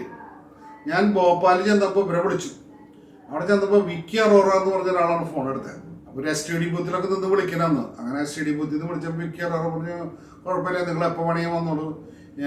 ഇന്നിപ്പോൾ ഭോപ്പാലിലാണെങ്കിൽ നിങ്ങളിപ്പോൾ പുറപ്പെടുകയാണെങ്കിൽ എത്രയും പെട്ടെന്ന് പുറപ്പെടുക, അല്ലെങ്കിൽ ഭയങ്കര ചൂടാണ് ഇവിടെ. അതുകൊണ്ട് നിങ്ങൾ സൂക്ഷിച്ച് അവിടെ നിന്ന് എത്രയും നേരത്തെ പുറപ്പെട്ടത് നന്നായി. പക്ഷേ ഇതിനിടയ്ക്ക് ഞാൻ മനസ്സിൽ വിചാരിച്ചു കുറച്ച് ഓട്ടോമൊബൈൽ സ്പെയർ പാർട്സ് ഡീലേഴ്സിൻ്റെയൊക്കെ ഞാൻ കാലത്ത് ലോഡ്ജിലേക്ക് പോകണ ഡീലേഴ്സിൻ്റെ ഒക്കെ പേരുകൾ ഓരോ കടകളിലൊക്കെ ഞാൻ കണ്ടിട്ടുണ്ടായിരുന്നു. അപ്പോൾ വിചാരിച്ചെന്നാൽ എന്തായാലും കുടി കഴിഞ്ഞ് പുറത്തേക്ക് ഇറങ്ങുമ്പോൾ ലോഡ്ജൊക്കെ വെക്കേറ്റ് ചെയ്ത് പുറത്തേക്ക് ഇറങ്ങുമ്പോൾ വേണമെങ്കിൽ നമുക്ക് ഇവരോടൊക്കെ ഒന്ന് ചോദിക്കാം. അങ്ങനെ ഞാൻ 1-2 കടകളിൽ കയറി, 3 കടകളിൽ കയറിയപ്പോൾ സ്പ്രിംഗ് ലീവ്സ് വിൽക്കുന്ന കടകളല്ലാതെ ഒന്നും. അവരൊക്കെ ചെറിയ ഓട്ടോറിക്ഷയുടെ സാധനങ്ങളും മറ്റുള്ള സാധനങ്ങളൊക്കെ വിൽക്കുന്ന ആൾക്കാരാണ്. അതുകൊണ്ട് തന്നെ അവർക്ക് വ്യക്തമായിട്ടുള്ള ഒരു ധാരണ ഇതിനെ പറ്റിയിട്ടില്ല. അങ്ങനെ ഒരു കടയിൽ ചെന്നപ്പോൾ അവർ പറഞ്ഞു ഇവിടെ ഒരു സ്ഥലത്ത് സ്പ്രിംഗ് ലീവ്സ് വണ്ടി ഫിറ്റ് ചെയ്ത് കൊടുക്കുന്ന ഒരു സ്ഥലമുണ്ട്. അതായത് ബെൻഡ് ചെയ്തിട്ട് ഇത് ഒരു കറക്റ്റ് ബെൻഡിലല്ല വരിക. അപ്പോൾ അതിൻ്റെ മറ്റുള്ള ലീഫുകൾ അനുസരിച്ച് ഇതിനെ ബെൻഡ് അടിക്കണം. എന്നിട്ട് ബോൾട്ട് ഇട്ട് അത് ടൈറ്റ് ചെയ്തിട്ട് ഇത് വണ്ടിയുമ്പോൾ കയറ്റി വയ്ക്കുകയും ചെയ്യാം. ആ ടയറിൻ്റെ അപ്പുറത്ത് നിങ്ങൾ കണ്ടിട്ടുണ്ടാവും. അങ്ങനെ കയറ്റി വെച്ച് കഴിഞ്ഞാൽ ആ ലോഡ് വരുമ്പോൾ താകും. ഇങ്ങനെ ആക്ഷൻ ഉണ്ടായിരിക്കും, ഒരു ഷോക്ക് അബ്സോർബർ ഉള്ള പോലെയുള്ള ഒരു ആക്ഷൻ. ആ ഇതിന് വേണ്ടിയിട്ട് ലൈലൻഡിനെയൊക്കെ സംബന്ധിച്ച് 96 സ്പ്രിംഗ് ലീഫൊക്കെ അന്ന് വന്നിരുന്നു. അപ്പോൾ അത് ചെയ്തു കൊടുക്കുന്നൊരു സ്ഥലം ഇവിടെ ഉണ്ട്. അവിടേക്കൊന്ന് പോയി നോക്കി നിങ്ങൾക്ക് ഇതിൻ്റെ ഡീറ്റെയിൽ അറിയാൻ പറ്റും. അങ്ങനെയാണ് ഞാൻ അതന്വേഷിച്ച് പിടിച്ച് പോയപ്പോൾ അതൊരു പ്രത്യേക ജാതി സ്ഥലമാണ്. മുഴുവൻ വർക്ക്ഷോപ്പുകൾ, കരിയോയിൽ നിലത്തോടെ ഒലിച്ച് നടക്കണു. നടന്നു പോകാൻ തന്നെ ബുദ്ധിമുട്ട്. വർക്ക്ഷോപ്പിൽ ആൾക്കാർ പണിയുന്നു, ആരെയും ശ്രദ്ധിക്കുന്നില്ല. ഭയങ്കര ശബ്ദം. ഇതിൻ്റെ ഇടയിൽ ഞാൻ അവസാനം ഈ സ്പ്രിംഗ് ലീവ്സ് ബെൻഡ് ചെയ്യുന്ന ഒരു സ്ഥലത്ത് ചെന്ന് അന്വേഷിച്ച് തന്നു. അവിടെ ചെന്ന് അവരോട് കിട്ടാവുന്ന നമ്മുടെ അറിവുള്ള ഹിന്ദിയിൽ നമ്മൾ സംസാരിക്കുന്ന ഒരു മലയാളി, പ്രത്യേകിച്ച് തൃശ്ശൂരുകാരൻ, കച്ചവട കണ്ണുമായുള്ള ഒരു തൃശ്ശൂരുകാരൻ അവിടെ ചെല്ലുമ്പോൾ ഏത് ഭാഷയും സംസാരിക്കും. അതിലിപ്പോൾ ഞാൻ വലിയ ഒരു ഉദാഹരണം പറയണമെങ്കിൽ പണ്ട് തീപ്പെട്ടി കമ്പനി പൊളിഞ്ഞ് ഇന്നസെന്റ് തൃശ്ശൂർക്ക് വന്നപ്പോൾ കാശ് ചോദിക്കാൻ വേണ്ടി വന്ന തെലുങ്കൻ രാമനിലയത്തിൽ താമസിക്കുകയും ആ തെലുങ്കനോട് പോയിട്ട് തെലുങ്കിൽ സംസാരിച്ച് ഇന്നസെന്റ് കാര്യം സോൾവ് ചെയ്ത കഥകളൊക്കെ ഇന്നസെന്റ് കഥകൾ നിങ്ങൾ കണ്ടോ. അതേപോലെ തന്നെ ഞാനും എനിക്കറിയാവുന്ന ഹിന്ദിയൊക്കെ സംസാരിച്ചുകൊണ്ടിരിക്കുന്ന സമയത്ത് ആ ആളെന്നോട് പറഞ്ഞു, ഞങ്ങളുടെ ഒരു നാട്ടുകാരൻ്റെ പേര് ചന്ദനപ്പൻ എന്നാണ്, അയാൾ ഇവിടെയുണ്ട്. ഈ ചന്ദനപ്പനാണ് ഞങ്ങൾക്ക് ഇൻഡോറിൽ നിന്ന് ലീഫ് കൊണ്ടുവന്ന് തരുന്നത്, നിങ്ങൾക്ക് അയാളെ ഒന്ന് കൺസൾട്ട് ചെയ്തുകൂടെ. അത് എനിക്കൊരു പുതിയ അറിവായിരുന്നു. അപ്പോൾ ഞാൻ ചന്ദനപ്പൻ അപ്പം വരും, ചന്ദനപ്പൻ വല്ല സമയമായിട്ടുണ്ട്. അങ്ങനെ കുറച്ച് കഴിഞ്ഞപ്പോഴേക്കും ചന്ദനപ്പൻ വന്നു. അപ്പം തന്നെ ഒരു ലേശം കഴിച്ചിട്ടുണ്ട് ചന്ദനപ്പൻ. അങ്ങനെ ചന്ദനപ്പനോട് ചോദിക്കുമ്പോൾ ആദ്യമൊക്കെ ഒരുപടി ഗൗരവത്തിലാണ്. ഞാൻ പറഞ്ഞു, ഞാൻ കേരളത്തിൽ നിന്ന് വരുന്ന ആളാണ്, എനിക്ക് സ്പ്രിംഗ് ലീഫിനെ പറ്റിയിട്ടും കാര്യങ്ങളെ പറ്റിയിട്ടൊക്കെ എനിക്ക് നന്നായിട്ട് അറിയാമല്ലോ, നീ ദയവ് ചെയ്തിട്ട് ആ സ്ഥലങ്ങൾ പറഞ്ഞു തന്നാൽ വലിയ ഉപകാരമായി. അപ്പോൾ അവൻ അങ്ങോട്ട് മെരുകണില്ല. കുറച്ച് കഴിഞ്ഞപ്പോൾ ഞാൻ ചോദിച്ചു, ഞാൻ കാലത്തൊന്നും കഴിച്ചിട്ടില്ല, എനിക്ക് എന്തെങ്കിലും കഴിക്കാനുണ്ട്, നീ കഴിച്ചിട്ടുണ്ട്, നമുക്ക് ഒരു ലേശം ഭക്ഷണം കഴിക്കാം. അപ്പോൾ അവൻ ഭക്ഷണം കഴിച്ചിട്ടില്ലെങ്കിൽ അവൻ ഒരു 2 ചെറുത് കഴിച്ചിട്ടുണ്ട്, ഒന്ന് മിനിയുണ്ട്. അങ്ങനെ ഞാൻ അവനെ കൊണ്ട് ഇങ്ങനെ ഹോട്ടലിൽ കയറാൻ പറഞ്ഞു, ഇവിടെ വേണ്ട, ഇവിടെ ഒരു മലയാളി ഹോട്ടൽ, ഒരു ഇന്ത്യൻ കോഫി ഹൗസ് ഉണ്ട്, മലയാളികൾ നടത്തുന്ന ഇന്ത്യൻ കോഫി ഹൗസ് ഉണ്ട്, നമുക്ക് അവിടേക്ക് പോകാന്ന് പറഞ്ഞു. അവൻ്റെ വീട് ഈ കന്യാകുമാരി അടുത്ത്, കേരളത്തിൻ്റെ കന്യാകുമാരി ബോർഡറിലാണ്. അല്പം തമിഴും മലയാളം കൂടി കലർത്തിയിട്ടുള്ള ഒരു ഭാഷയുണ്ട്. അവൻ പറഞ്ഞു നമുക്ക് അവിടെ പോകാന്ന് പറഞ്ഞു. അവിടെ ചെന്നപ്പോൾ നല്ല ഒന്നാം തരം ഒരു ഇന്ത്യൻ കോഫി ഹൗസിൽ നമ്മൾ പോകുന്ന അതേ അനുഭവം തന്നെ, നല്ല വൃത്തി വെടുപ്പുണ്ട്. പക്ഷേ ഇവിടുത്തെ ഇന്ത്യൻ കോഫി ഹൗസിൻ്റെ എല്ലാം തോന്നുന്നു അതുപോലെ തന്നെ ഒരു കോപ്പറേറ്റീവ് സെക്ടറിൽ വർക്ക് ചെയ്യുന്ന ഒരു ഇന്ത്യൻ കോഫി ഹൗസാണ്. പിന്നീട് അത് അന്വേഷിച്ച് പിടിച്ചപ്പോൾ ഭോപ്പാൽ 6 ഉണ്ട്, ഇൻഡോർ 4 ഉണ്ട്. അത് അവിടെ വലിയൊരു ശൃംഖലയാണ് ഇന്ത്യൻ കോഫി ഹൗസ് എന്ന് പറയുന്നത്. അങ്ങനെ അവിടെ ചെന്ന് ഞാൻ അവനും ഭക്ഷണം കഴിച്ചപ്പോൾ അവനും എന്താ കഴിക്കണ ചോദിച്ചു. അപ്പോഴേക്കും അവൻ അങ്ങോട്ട് ശരിയാവണില്ല. ഞാൻ പറഞ്ഞു, നീ അത്യാവശ്യം എന്താ വേണമെങ്കിൽ ചെയ്യാം, എനിക്ക് ഇതിനുള്ള ഒരു സജ്ജീകരണം നീ ഉണ്ടാക്കി തരണം. അങ്ങനെ ഒരു ദോശയൊക്കെ കഴിച്ചു, മസാല ദോശയൊക്കെ കഴിച്ചു, ചായയൊക്കെ കുടിച്ചു. ഒരു 500 റുപ്യ സംഘടിപ്പിച്ച് ഞാൻ അവൻ്റെ കൊടുത്തു, തിരിക്കട്ടെ എന്ന് പറഞ്ഞു. അത് കയ്യിൽ വന്നതോടുകൂടി അവൻ്റെ ചെറിയൊരു മാറ്റം വന്നു. അവൻ പറഞ്ഞു, നിങ്ങൾ വന്നിട്ടുള്ള വഴി ശരിയാണ്, പക്ഷെ ഞങ്ങളുടെ വഴിയിൽ ചില തെറ്റുകളുണ്ട്. ഭോപ്പാലിൽ ഒരിക്കലും സ്പ്രിംഗ് ലീഫ് കിട്ടില്ല, സ്പ്രിംഗ് ലീഫ് കിട്ടുന്നത് ഇൻഡോറിലാണ്, ഞങ്ങളുടെ ഇൻഡോറിലുണ്ടെന്ന് പറഞ്ഞങ്ങനെ. Srikrishna springs India private limited എന്നുള്ള സ്ഥാപനത്തിൻ്റെ ഒരു ഓഫീസ് മാത്രമേ ഇൻഡോറിലുള്ളൂ. ഇതിൻ്റെ എല്ലാവിധ ഓപ്പറേഷൻ നടക്കുന്നത് ഇൻഡോർ കഴിഞ്ഞ് പിതംപൂർ എന്ന് പറഞ്ഞ സ്ഥലത്താണ്. പിതംപൂർക്കുള്ള പോയാലാണ് ഞങ്ങളുടെ കാര്യങ്ങൾ നടക്കുള്ളൂ. ഭോപ്പാലിൽ നിന്ന് പിതംപൂർക്ക് പോകുന്നതിൻ്റെ വഴി നിങ്ങൾ വലത്തോട്ട് തിരിഞ്ഞ് കുറേ സഞ്ചരിക്കുമ്പോഴാണ് ഇൻഡോർ എന്ന് പറഞ്ഞ ഈ നഗരം. വലിയ നഗരമാണ് അന്ന് മഹാനഗരമാണ്. അപ്പോൾ അവിടേക്ക് നിങ്ങൾ പോണെങ്കിൽ നല്ലത് നിങ്ങൾ പിതംപൂർ പോവാണ് നല്ലത്. അതൊരു ഇൻഡസ്ട്രിയൽ ഏരിയ ആണ്. അവിടെയാണെങ്കിൽ ഉഡിത് എഞ്ചിനീയറിംഗ് വർക്ക്സ് എന്ന് പറഞ്ഞ സ്ഥാപനമുണ്ട്, തനേജ എന്ന് പറഞ്ഞ ലീഫിൻ്റെ സ്ഥാപനമുണ്ട്, ശ്രീകൃഷ്ണ അവിടെയുണ്ട്. അത് സെക്ടർ 9ലാണ് അത് കിടക്കുന്നത്, സെക്ടർ 9. അപ്പം നിങ്ങൾ പിതംപൂർ പോയി സെക്ടർ 9ലേക്ക് പോവുകയാണെങ്കിൽ നിങ്ങൾക്ക് ഒന്നുകൂടി സൗകര്യങ്ങളുണ്ടായിരിക്കും. ഞാൻ പറഞ്ഞു, പ്ലീസ് എനിക്കങ്ങനെ വഴികളൊന്നും അറിയില്ല, നീ അതിനൊരു സജ്ജീകരണം ചെയ്തു തരണം. അവനെ ശരിയാക്കി തരാം എന്ന് പറഞ്ഞു. അതിനിടയ്ക്ക് അവൻ എന്നെ കൊണ്ടുപോയിട്ട് ഭോപ്പാലിൽ ഈ ലീഫ് ബെൻഡടിക്കുക, അല്ലെങ്കിൽ സ്പ്രിംഗ് ക്ലാംപ്സ് ഉണ്ടാക്കുക, യു ബോട്ട് ഉണ്ടാക്കുക, അതുപോലെ തന്നെ വണ്ടിയുടെ ടയറ് ട്യൂബ് ഇതൊക്കെ മാറ്റി അത് ശരിയാക്കിയിട്ട് റീസോളിങ് നടത്തുക, അങ്ങനെയുള്ള ചില കടകളൊക്കെ. ഞാൻ റീസോളിങ് കടയിൽ ഒരു മലയാളിയെ പരിചയപ്പെട്ടു. അപ്പോൾ ആ മലയാളിയോട് ഞാൻ ചോദിച്ചു, ഇങ്ങനെ എവിടെയോ വീട് എന്ന് വെച്ചാൽ പറഞ്ഞു, എൻ്റെ വീട് തൃശ്ശൂർ ഭാഗത്തിൻ്റെയാണ്, പട്ടിക്കാട് എന്ന് പറയും. അപ്പോൾ എനിക്ക് ഒന്നുകൂടി സന്തോഷമായി, ഞാൻ തൃശ്ശൂർകാരനാണ്, അങ്ങനെ വിശേഷങ്ങളൊക്കെ പറഞ്ഞു. അപ്പോൾ അവനോട് ചോദിച്ചു, ഈ ചന്ദനപ്പന അങ്ങനെ കൂട്ടുകിട്ടി, ഇപ്പം അതങ്ങനെ കയ്യിൽ വന്ന് പെട്ടു, സൂക്ഷിച്ചോളോ. ചന്ദനപ്പന ആള് നല്ല മനുഷ്യനാണ്, പക്ഷെ എപ്പോഴും കഴിക്കുന്നൊരു സ്വഭാവമുണ്ട്, അതുകൊണ്ട് വളരെ ശ്രദ്ധിക്കണം. അങ്ങനെ ഞാനും ഈ പട്ടിക്കാട്ടുകാരനെ, എൻ്റെ പട്ടിക്കാടാണ്, അതായത് പാണഞ്ചേരി പഞ്ചായത്ത് ഉള്ളവരായിട്ടൊരു ചായയൊക്കെ കുടിച്ച് ഞങ്ങൾ വീണ്ടും. അപ്പോഴേക്കും എൻ്റെ ആട് ചന്ദനപ്പൻ വന്നു. ചന്ദനപ്പൻ ഭയങ്കര ഉഷാറായി. ആ സമയമായപ്പോൾ ചന്ദനപ്പൻ എന്നോട് പറഞ്ഞു, ഞാനൊരു ലോറി അറേഞ്ച് ചെയ്തിട്ടുണ്ട്, ആ ലോറിയിൽ പോകുന്നതായിരിക്കും. അപ്പോഴേക്കും ചൂട് കൂടി മണി 10-10 ആയിട്ടുള്ളെങ്കിലും ഭയങ്കര ചൂടായി. കാരണം അവിടങ്ങളിലൊക്കെ 7-7:30 മണിക്കൊക്കെ പറക്ക് തുടങ്ങും. 10 മണി 12 മണിയൊക്കെ ആകുമ്പോഴേക്കും നിർത്തുക ഒരു പണിയുണ്ട്. കാരണം ചൂട് അതുപോലെയാണ് വന്നുകൊണ്ടിരിക്കണേ. ഞാനങ്ങനെ കൂടുതലൊന്നും ആലോചിച്ചില്ല. അപ്പോൾ ചന്ദനപ്പൻ ഈ സംഘടിപ്പിച്ച ഈ വണ്ടിയിൽ, ആ വണ്ടിയിൽ ഈ വെജിറ്റബിൾ ഓയിൽസ് അങ്ങനെയുള്ള സാധനങ്ങളൊക്കെ റാവു എന്ന് പറഞ്ഞ സ്ഥലമുണ്ട്. അവിടെ കൊണ്ടുപോയിട്ട് കൊടുക്കാൻ വേണ്ടിയിട്ട് പോകുന്നൊരു വണ്ടിയിലാണ് ഈ ചന്ദനപ്പൻ എന്നെ കയറ്റിയിരുത്തിയുള്ളത്.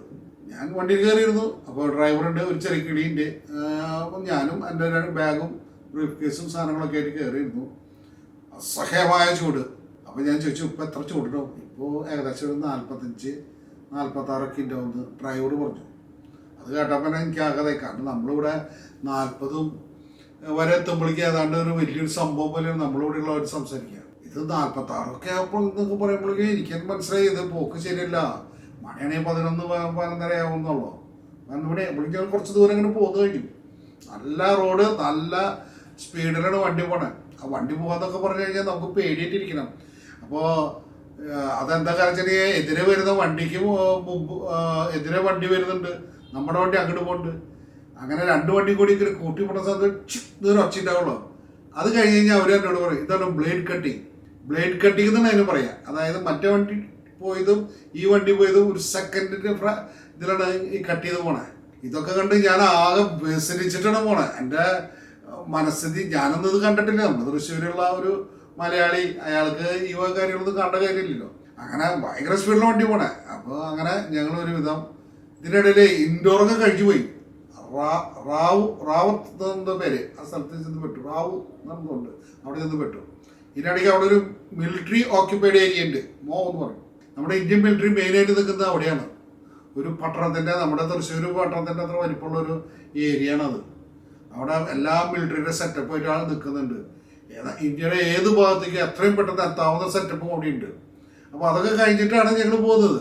അങ്ങനെ റാവു എന്ന് പറയുന്ന സ്ഥലത്ത് നിന്നപ്പോൾ ഞാൻ ഇറങ്ങി. റാവു എന്ന് പറഞ്ഞു കഴിഞ്ഞാൽ ഒരു പട്ടണം അല്ല, ഒരു അങ്ങാടി ഒന്ന് ചിറക് വെച്ച് വന്ന പോലെ അവിടെ ഉണ്ട്. അപ്പോൾ ഞാൻ ആദ്യം തന്നെ ചോദിച്ചു, ഇവിടെ വല്ല ഹോട്ടൽസ് വല്ലതും ഉണ്ടോ? കാരണം ഇനിയിപ്പോൾ ഇവിടുന്ന് പിതമ്പൂർ പോയി മടങ്ങി വന്ന് നമുക്ക് താമസിക്കണ്ടേ. അപ്പോൾ ഈ ലോറി ഡ്രൈവർ പറഞ്ഞു, ഇവിടെ ഒരു സത്രം പോലൊരു സ്ഥലമുണ്ട്, അവിടെ പൊക്കുന്നു. ഞാൻ ചെന്ന് നോക്കിയപ്പോൾ അതുപോലത്തെ ഒരു ലോഡ്ജിനെ പറ്റിയിട്ട് വിവരിക്കാൻ പറ്റില്ല. അത്രത്തോളം വൃത്തികേട് അവിടെ. കോമൺ ബാത്റൂമാണ്. കോമൺ ബാത്റൂം എന്നൊക്കെ പറഞ്ഞു കഴിഞ്ഞിട്ടുണ്ടെങ്കിൽ അതിലൊക്കെ വെള്ളം ഒഴിച്ച് ഉപയോഗിക്കുന്ന പരിപാടി ഇല്ലാത്തതുകൊണ്ട് അതുപോലെയുള്ള സ്ഥലം. ഒരു മുറി എന്ന് പറഞ്ഞു കഴിഞ്ഞിട്ടുണ്ടെങ്കിൽ കട്ടിലൊക്കെ പേരുള്ളൂ, കിടക്കാന്നൊക്കെ പേരുള്ളൂ. ഞാൻ ആദ്യം നോക്കിയിട്ട് എനിക്ക് അവിടെ നിൽക്കാൻ തന്നെ പറ്റുന്നില്ല. അതിനിടയ്ക്ക് അയാൾ എന്നോട് ചോദിച്ചു, ഞങ്ങൾ ചാവി കൊണ്ടുവന്നിട്ടുണ്ടോ, അതായത് ലോക്ക് കൊണ്ടുവന്നിട്ടുണ്ടോ? നമ്മൾ ലോക്ക് കൊണ്ടുവന്നിട്ടില്ല. എന്നാൽ ലോക്കറെ മേടിച്ചിട്ട് വരണം നിങ്ങൾ. അപ്പോൾ ചോദിച്ചപ്പോൾ എൻ്റെ കാരണം എന്താ വെച്ചിട്ടുണ്ടെങ്കിൽ, അവിടെ മുറി എടുത്ത് താമസിക്കുമ്പോൾ നമ്മൾ പാഡ്ലോക്ക് പൂട്ടും താക്കോലും കൊണ്ടുപോകണം. നമ്മുടെ മുറി നമ്മുടെ താക്കോലോട്ട് പൂട്ടിയിട്ട് വേണം കുളിക്കാനോ മറ്റോ പുറത്തേക്ക് പോകുന്നത്. അതാണ് അവർ അല്ലെങ്കിൽ അവർക്ക് സാധനങ്ങൾ നഷ്ടപ്പെട്ടാൽ ഒരു ഉത്തരവാദിത്തം അവർ ഏറ്റെടുക്കില്ല. അത് കേട്ടോടുകൂടി എനിക്ക് ഒന്നുകൂടി മനപ്രയാസമായി. എന്തായാലും അപ്പോഴേക്കും 12 മണിക്ക് ആവാറായി. ഞാൻ വീണ്ടും അവിടുത്തെ ഒരു ബൂത്തിൽ നിന്ന് ഈ കൃഷ്ണ സ്പ്രിങ്സ് ഇന്ത്യ പ്രൈവറ്റ് ലിമിറ്റഡിലേക്ക് വിളിക്കും. വീണ്ടും വിക്കി എടുത്തു. വിക്കി പറയും, ഇതുവരെ നിങ്ങൾ എവിടെയാണ്? ഞാൻ പറയും, ഞാൻ ഇപ്പോൾ റാവുന്ന ഒരു സ്ഥലത്താണ്, ഇവിടെ നിന്ന് ഞാൻ ഞങ്ങളുടെ അവിടേക്ക് വന്നുകൊണ്ടിരിക്കുകയാണ്. അപ്പോൾ അവർ പറഞ്ഞു, പിതമ്പൂർ എന്ന് പറഞ്ഞ സ്ഥലം എത്തുമ്പോൾ അവിടെ നിങ്ങൾ ഇറങ്ങുക, അവിടെ നിന്ന് നിങ്ങൾ വിളിച്ചാൽ വേണമെങ്കിൽ ഞങ്ങൾ അങ്ങോട്ട് വരാമെന്ന് പറഞ്ഞു. ഞാൻ പറഞ്ഞു, നോക്കട്ടെ, പറ്റി അവിടുന്ന് അടുത്താണ്, വളരെ കുറച്ചൊക്കെ ഉണ്ടോ, ഞങ്ങൾ വല്ല വണ്ടികൾ കിട്ടി അതിൽ വന്നു ഇനിയും വിളിച്ചു പറഞ്ഞാൽ ഞാൻ ഡ്രൈവറെ വിടാം, വണ്ടി കൊടുത്ത് വിടാമെന്ന് പറഞ്ഞു. അപ്പോൾ ഞങ്ങൾ വേണ്ട, നിങ്ങൾ കാരണം ഞാൻ ഇതുവരെ അവരെ കണ്ടിട്ടില്ല, നമ്മളവരെ ബുദ്ധിമുട്ടിക്കേണ്ട കാര്യമില്ലല്ലോ.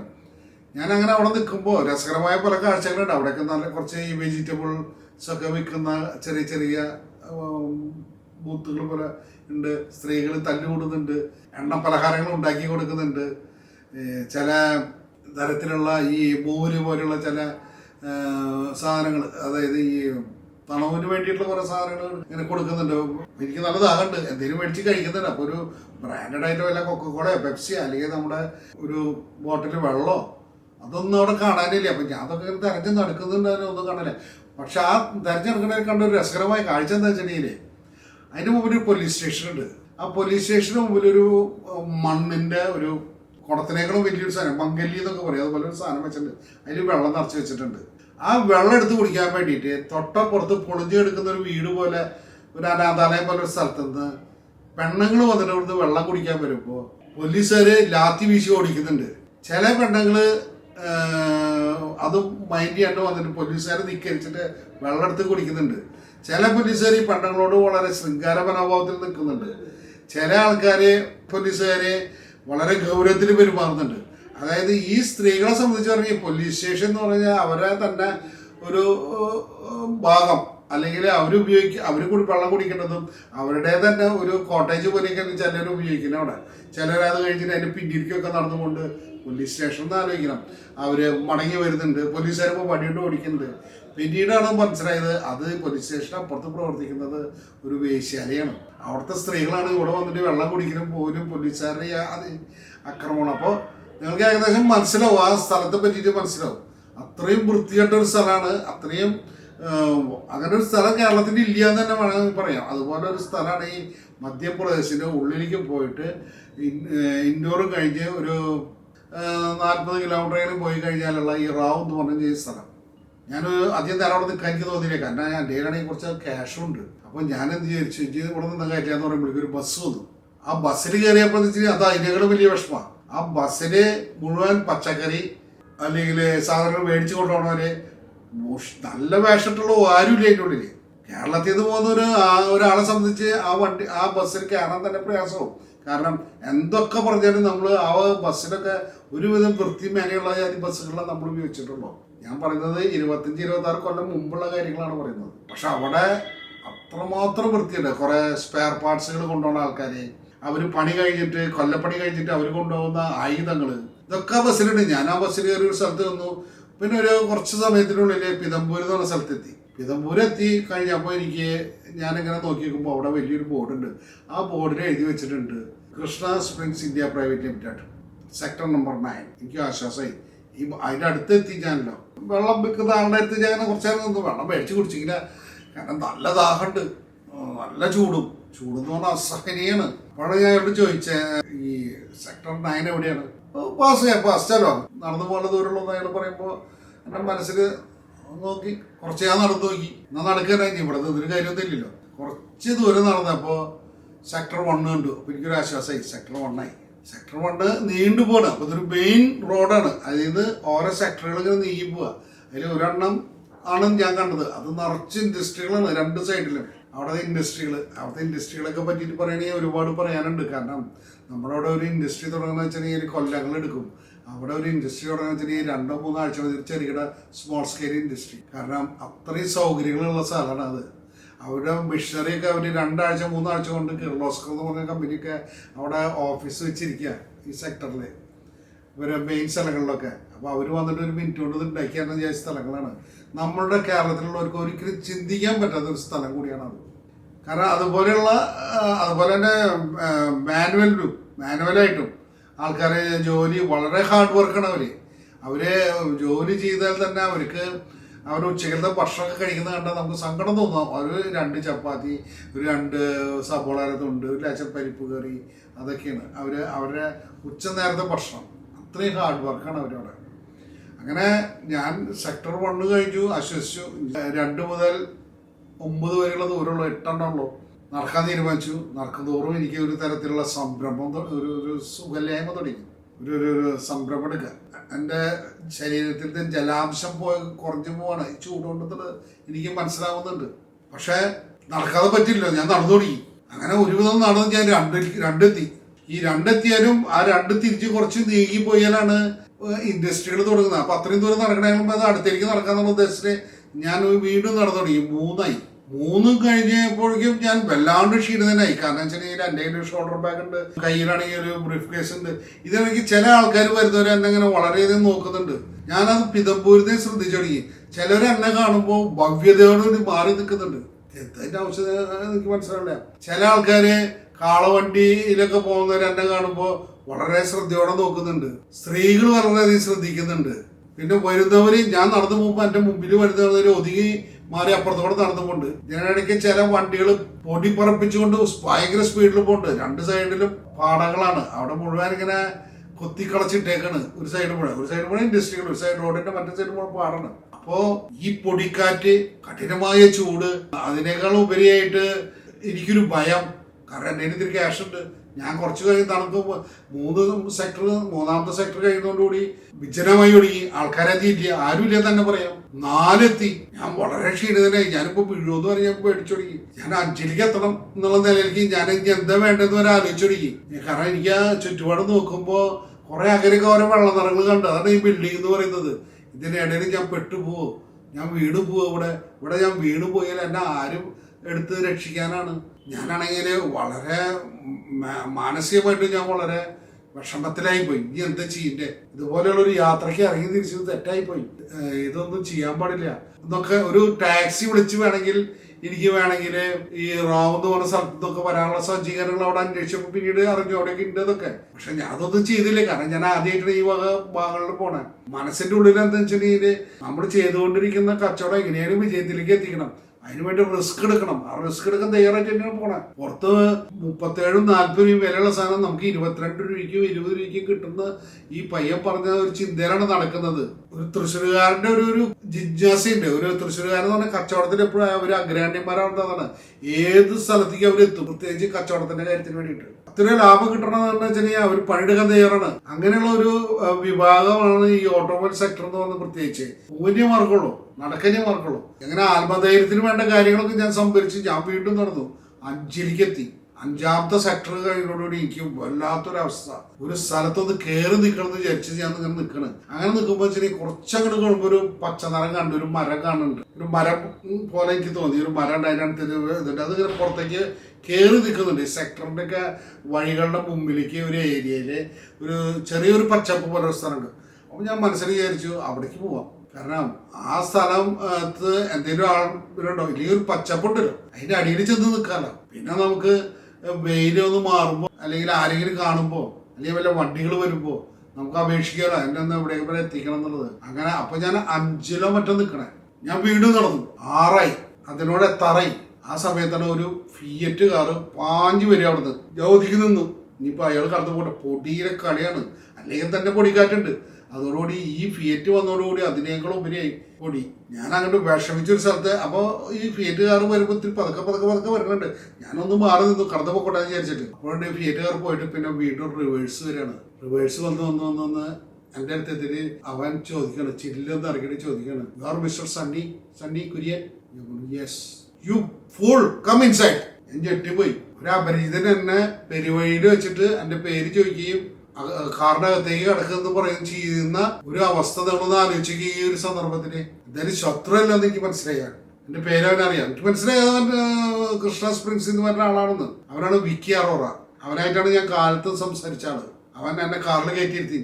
ഞാൻ പറഞ്ഞു, വിക്കി, ഞാൻ വളരെയധികം വിഷമിക്കുന്നുണ്ട്, എനിക്ക് ആകെ ഒരു സുഖമില്ലാത്ത അവസ്ഥയാണ്, ഹോസ്പിറ്റലിൽ പോകണം. അപ്പോൾ അവൻ പറഞ്ഞു, പേടിക്കേണ്ട കാര്യം തന്നെയാണ്, ഹോസ്പിറ്റലിൽ പോകേണ്ട കാര്യമില്ല. എൻ്റെ വണ്ടിയുടെ പിന്നിൽ, അവൻ്റെ സീറ്റിന്റെ പിന്നിൽ അന്ന് നിങ്ങൾ ആലോചിച്ചോ, പണ്ട് മുൻ സീറ്റിന്റെ പിന്നിൽ ഇങ്ങനെ വല പോലെ ഉണ്ടാവും, അതിലേക്ക് കൈയിട്ടിട്ട് ഒരു കുപ്പി വെള്ളം ഇരിക്കുന്ന എടുത്ത് കുടിക്കാൻ പറഞ്ഞു. ഞാൻ വെള്ളം എടുത്ത് കുടിച്ചോടുകൂടി എൻ്റെ മനസ്സിൽ അല്ലെങ്കിൽ അപ്പം തോന്നിയത്, ലോകത്തിന് ഇതിലും വലിയതൊന്നുമില്ല.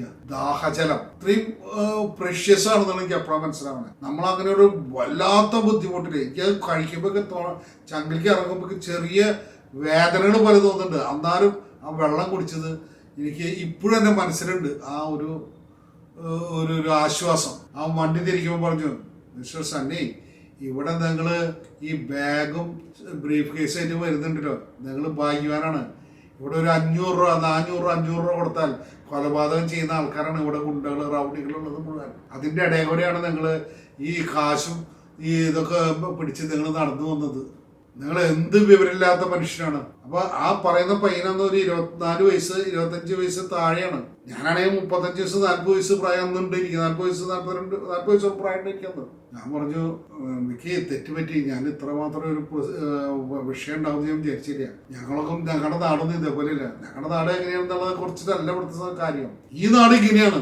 ഈ നാട്ടിലെ യാതൊരു വ്യവസ്ഥകളില്ല, ഇവിടെ നിയമമില്ല, ഇവിടെ ഒന്നുമില്ല. ഇവിടെ തന്നെ പോലെയുള്ള ഒരാൾ ഇത് പിടിച്ചു വരുമ്പോ എന്തുകൊണ്ട് നീ ആക്രമിക്കപ്പെട്ടില്ല എന്നുള്ളത് എനിക്കറിയോ ചോദിച്ചു. ഞാൻ പറഞ്ഞു, എനിക്കറിയില്ല.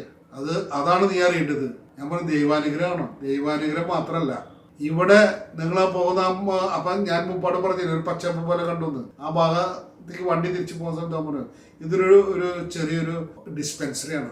ഇവിടെ കുറച്ച് കാലങ്ങളായിട്ട് ഡോക്ടറില്ല. ഈ നാട്ടിലൊരു ഡോക്ടർ വരുന്നു എന്ന് പറയുന്നുണ്ട്. നിങ്ങൾ അവിടെ നിന്ന് നടന്നു വരുന്ന കണ്ടപ്പോ ഇവിടെയുള്ള ജനങ്ങൾ വിചാരിച്ചോ നിങ്ങൾ പുതിയതായിട്ട് വരുന്ന ഡോക്ടറാണെന്ന്. അതുകൊണ്ടായിരിക്കും ഒരു പക്ഷെ ഞങ്ങളെ അവർ പിടിച്ച് നിർത്തി കാശ് മേടിക്കാണ്ട് വിട്ടത്. ഞങ്ങൾ തന്നെ ഈ വഴിക്ക് കാറിലോ അല്ലെങ്കിൽ മോട്ടോർ സൈക്കിളിലോ അല്ലെങ്കിൽ യാത്ര ചെയ്യുമ്പോൾ ഞങ്ങളുടെ പോക്കറ്റിൽ ഒരു 10-30 രൂപ പോക്കറ്റ് ഇടും. കാരണം ഇവിടെയുള്ള ലോക്കൽ ഗുണ്ടകൾ വന്ന് ഞങ്ങളെ കാശ് ചോദിക്കുമ്പോൾ കാശ് പോക്കറ്റിലുള്ള കാശ് എടുത്തോണ്ട് ഒന്നുമില്ല ഇത് മാത്രമേ ഉള്ളൂ ഞങ്ങൾ പറയും. അല്ലെങ്കിൽ ഒന്നുമില്ല എന്ന് പറഞ്ഞാൽ ചിലപ്പോൾ തല്ലുമില്ല, അത് കൊള്ളണ്ട. ഒരു 30 രൂപ പോയാലും വിനോദമില്ല, അല്ലെങ്കിൽ 20 രൂപ പോയാലും വിനോദമില്ല. ഞങ്ങൾ പോക്കറ്റ് ഇട്ടിട്ട് യാത്ര ചെയ്യുക. അങ്ങനെയുള്ള സ്ഥലത്ത് കൂടെയാണ് നീ 3-3.5 ലക്ഷം റുപ്യ, ഞാൻ പറഞ്ഞപ്പോൾ അവരോടല്ലേ അതിന് 3-3.5 ലക്ഷം റുപ്യ ഉണ്ടെന്ന്. ഇതും കൊണ്ട് നീ വിവരില്ലായ്മയുടെ മഹാഗോപുരം എന്ന് വേണമെങ്കിൽ തന്നെ പറയാം. അപ്പോൾ അതുപോലെ നീ ഈ വഴിക്ക് നീ യാത്ര ചെയ്തു വന്നത്. അപ്പോൾ ഞാൻ പറഞ്ഞു അതൊക്കെ ഒരു പ്രശ്നം തന്നെയാണ്. ആ തെറ്റ് പറ്റി വിക്കി എന്നെ സംബന്ധിച്ച് ഇപ്പോഴത്തെ ഏറ്റവും വലിയ പ്രശ്നം എന്ന് വെച്ചിട്ടുണ്ടെങ്കിൽ എനിക്ക് ആകെ ഒരു സംരംഭം എടുക്കണം. എനിക്ക് ഒന്നും ചെയ്യാൻ പറ്റില്ല. എനിക്ക് ആകെ ഒരു പ്രതിസന്ധിയിലാണ് ഞാൻ നിൽക്കുന്നത്. പേടിക്കേണ്ട കാര്യമില്ല, വഴിയിലേക്ക് തരാം. അങ്ങനെ അവൻ എന്നെയും കൊണ്ട് അവിടുന്ന് കുറച്ച് ദൂരം കഴിയുമ്പോൾ 9ാം സെക്ടർ എത്തി. ഞാൻ ഉള്ളിലേക്ക് കയറി അവരെ ഫാക്ടറിയിലെ അകത്ത് പോയി ഫാനൊക്കെ വെച്ച് തന്നു. ആ ഫാൻ്റെ അടിയിൽ ഇരുന്നു. ഈ മടുക്കലും മല്ലിയിട്ടുള്ള നാടൻ മല്ലിയുണ്ട്, മല്ലി ഇട്ടുള്ള വെള്ളം കുറേ തന്നു. ഞാൻ അത് മുഴുവൻ കുടിച്ചു. ഒരു പാത്രം കുടിച്ചതിന് ശേഷം 2-3 പാത്രം കുടിച്ചു. അതോടുകൂടി എനിക്കൊരു ആശ്വാസം പറയുന്നു. പിന്നെ ഞാൻ മൂത്രം മുള്ളാൻ തുടങ്ങി. അങ്ങനെ കുറച്ച് നേരത്തിനുള്ളിൽ മൂത്രം മുള്ളി എനിക്ക് ആകെ എൻ്റെ അസ്വസ്ഥത ആകെ മാറി കിട്ടിയിരിക്കെ ഞാൻ തന്നെ ഒരു പഴയ ഫോമിലേക്ക് എത്തി. അവിടെ ചെന്ന് അവരോട് സംസാരിച്ച് അവിടെ നിന്ന് ഞാൻ ഈ സ്പ്രിംഗ് ലീഫ് 20 രൂപയ്ക്ക് വാങ്ങി കേരളത്തിലേക്ക് കൊണ്ടുവന്നു. ഭാവിയിൽ ഞങ്ങൾ അന്ന് രാത്രി ഞാൻ അവരെ കൂടെ കാറിൽ ഇൻഡോറിൽ പോയി. ഇൻഡോർ എന്ന് പറഞ്ഞാൽ മഹാനഗരമാണ്. മഹാനഗരം എന്ന് പറഞ്ഞാലും ഇന്നത്തെ അത്ര ഇല്ല. ഇന്ന് ഇന്ത്യയിലെ ഏറ്റവും നല്ല 6-7 സിറ്റികളിൽ ഒന്നായി മാറി, ക്ലീൻ സിറ്റികളിൽ ഒന്നായി മാറി ഇൻഡോർ. കഴിഞ്ഞ 4 തവണ ഇന്ത്യയിലെ ഏറ്റവും നല്ല ക്ലീൻ സിറ്റികൾ അവാർഡ് അവർക്ക് കിട്ടി ഇൻഡോറിനാണ്. പണ്ട് അവർക്ക് ഇൻഡോറിന് ഒരു ചരിത്രവും പറയാനില്ല. ആകെ പറയാനുള്ളത് ലതാ മങ്കേഷ്കർ ജനിച്ചത് എവിടെയാണ് എന്നുള്ള ഒരു കാര്യമാണ് അവർക്ക് ആകെ പറയാനുള്ളത്. ഒരു 5 സ്റ്റാർ ഹോട്ടലില്ല, ഒരു എയറോഡ്രാമ ഇല്ല, ഒന്നും ഉണ്ടായിരുന്നില്ല. ഇന്ന് അതൊക്കെ ഉണ്ട്. 5 സ്റ്റാർ ഹോട്ടലുകളും എയറോഡ്രാമുകളും ഇഷ്ടംപോലെ ഫാക്ടറി, വലിയ വലിയ കമ്പനികളുടെ ഓഫീസുകൾ, മഹാപ്രസ്ഥാനമായ ഒരു മഹാപട്ടണമായിട്ട് ഇൻഡോർ വളർന്നു കഴിഞ്ഞു. ധാരാളം മലയാളികളുണ്ട്, ഇഷ്ടംപോലെ കോളേജുകളുണ്ട്, മലയാളികൾ നടത്തുന്ന കോളേജുകളുണ്ട്. അങ്ങനെ പല സംരംഭങ്ങളും മലയാളികളുടെ അവിടെ ഉണ്ട്. ഇന്ന് അന്ന് അങ്ങനെ ആയിരുന്നില്ല. ആ നാട്ടില് ഞാൻ ചെന്നപ്പെട്ടത് ആ മഹാനഗരത്തിൽ പിന്നെ താമസിച്ചു. ഭാവിയിൽ അവിടെ ഒരു ഫ്ലാറ്റ് സംഘടിപ്പിച്ചു, മക്കളവിടെ പഠിച്ചു. അങ്ങനെ ആ യാത്രയിലാണ് എൻ്റെ ജീവിതത്തിലെ യാത്രയിൽ എനിക്കൊരു വഴിത്തിരിവുണ്ടായി. ആ വഴിത്തിരിവാണ് ഇന്ന് ഞാൻ അനുഭവിക്കുന്ന സൗഭാഗ്യങ്ങളുടെ ഒരു ഭാഗം. എൻ്റെ മക്കളവിടെ പഠിച്ചു, അവര് പുറത്ത് ജോലിക്കൊക്കെ പോയി തുടങ്ങി. ഞാനും കുറച്ച് കാലങ്ങൾക്ക് മുമ്പാട് അവിടുത്തെ സൗകര്യങ്ങളൊക്കെ സന്തോഷപൂർവ്വം വേണ്ടാന്ന് വെച്ച് ഞങ്ങൾ നാട്ടിലേക്ക് പോന്നു. നാട്ടില് ഇപ്പോൾ ഒരു റിട്ടയർഡ് ലൈഫ് വേണമെങ്കിൽ പറയാം, എന്നാലും ചെറിയ ആക്ടിവിറ്റീസ് ഒക്കെ ഉണ്ട്. അങ്ങനെ ഞങ്ങൾ നടക്കുന്നു. ഇവിടെ ഇപ്പോൾ ഈ പ്രായത്തിൽ ഞാൻ ഇരുന്നിട്ട് എൻ്റെ പഴയ ആ യാത്രകളെ കുറിച്ച് ആലോചിക്കുമ്പോൾ ഇതൊക്കെ അന്ന് യാഥാർത്ഥ്യമായല്ലോ. അത് അന്നത്തെ സഞ്ചാരങ്ങളൊക്കെ എത്രയോ ചെറിയൊരു സഞ്ചാരം ആണെങ്കിലും അത് യാഥാർത്ഥ്യമായുള്ള ആ കാര്യമാണ്. പക്ഷെ അടുത്ത തലമുറയോട് ഞാൻ പറയുമ്പോൾ ഞാനിത് പറഞ്ഞു കൊടുക്കുമ്പോൾ അവരെന്താ ചിന്തിക്കുക? എങ്കിലും എൻ്റെ മനസ്സിൽ ആ സഞ്ചാരം ഒരു സ്വപ്ന സഞ്ചാരം തന്നെയാണ്. ഞാനും അത് ഈ സ്വപ്ന സഞ്ചാരം ഞാൻ ആസ്വദിക്കുന്നു. നന്ദി.